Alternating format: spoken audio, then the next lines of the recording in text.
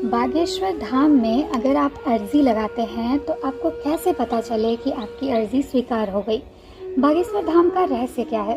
अर्जी स्वीकार होने का संकेत कैसे मिलता है? बागेश्वर धाम में लोग समस्याओं की अर्जी लगाते हैं और धीरेन्द्र कृष्ण शास्त्री से भक्तों को समस्याओं का तत्काल निवारण मिल जाता है। आज जानेंगे बागेश्वर धाम सरकार के चमत्कार के पीछे रहस्य क्या है। इन दिनों बागेश्वर धाम सरकार की चर्चा न केवल देश बल्कि विदेशों में भी जोरों पर है।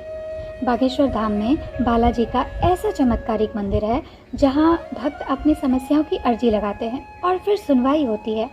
बागेश्वर धाम के पीठाधीश्वर पंडित धीरेन्द्र कृष्ण शास्त्री की चर्चा इन दिनों खूब सुनने को मिलती है। धीरेन्द्र कृष्ण शास्त्री द्वारा यह दावा किया जाता है कि जो भक्त यहाँ पर अपनी अर्जी लेकर आते हैं उनकी समस्या का निवारण हो जाता है। पंडित शास्त्री दिव्य दरबार लगाते हैं, लेकिन क्या आप जानते हैं कि बागेश्वर धाम से कई रहस्य भी जुड़े हुए हैं? दोस्तों, आज इस वीडियो में हम यही बात करेंगे। बागेश्वर धाम की चर्चा इन दिनों भले ही तेजी से हो रही हो, लेकिन इसका निर्माण बहुत समय पहले ही हो चुका था। बागेश्वर धाम में बालाजी महाराज का प्राचीन और चमत्कारिक मंदिर है। पंडित धीरेन्द्र कृष्ण शास्त्री से पहले यहाँ पीढ़ी दर पीढ़ी प्रसिद्ध संत दिव्य दरबार लगाते आए हैं, लेकिन शुरू में इसका प्रचार प्रसार इतनी तेजी से नहीं था जैसा कि आज है। बागेश्वर धाम मंदिर की विशेषता यह है कि यहाँ आए भक्तों की मनोकामना पूरी होती है और समस्याओं का समाधान होता है।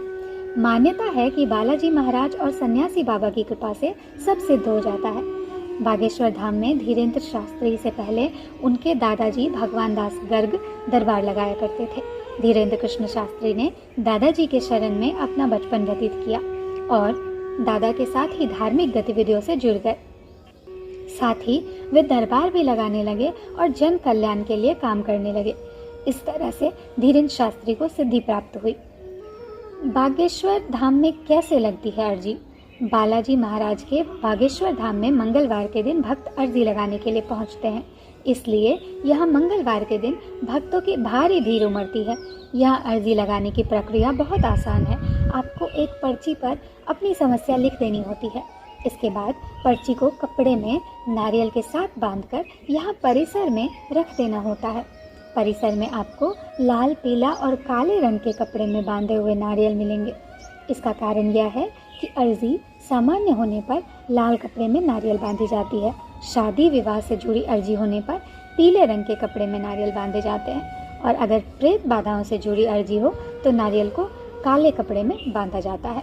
यदि आप किसी कारण बागेश्वर धाम नहीं पहुंच सकते तो अपने घर के पूजा मंदिर में भी इसी प्रक्रिया के अनुसार अर्जी लगा सकते हैं। घर से लगाई गई अर्जी भी बालाजी महाराज जरूर स्वीकार करते हैं। अर्जी स्वीकार होने पर सपने में दिखाई देते हैं बंदर। पंडित धीरेन्द्र कृष्ण शास्त्री के अनुसार अगर आपने श्रद्धापूर्वक अर्जी लगाई होगी तो बालाजी महाराज इसे ज़रूर स्वीकार करते हैं। आपकी अर्जी स्वीकार हुई या नहीं, इसका पता आपको सपने से चलता है। अर्जी स्वीकार हो जाने पर लगातार 2 दिन तक आपको घर या किसी सदस्य को सपने में बंदर दिखाई देंगे। अगर सपने में केवल एक ही बंदर दिखे तो समझ लीजिए आपकी अर्जी पहुंच गई है, लेकिन स्वीकार नहीं हुई है। वहीं अगर सपने में बंदर ना दिखे तो फिर से मंगलवार के दिन इसी प्रक्रिया से अर्जी लगाएं। दोस्तों, इस तरह से अगर आप अर्जी लगाते हैं तो ये प्रमाण है कि हर लोगों की अर्जी स्वीकार होती है अगर आप श्रद्धापूर्वक लगाएं तो अगर आपको कोई भी समस्या है तो आप बेझिझक अर्जी लगा सकते हैं और ईश्वर करे आपकी अर्जी ज़रूर स्वीकार हो। जय श्री राम, जय बागेश्वर धाम।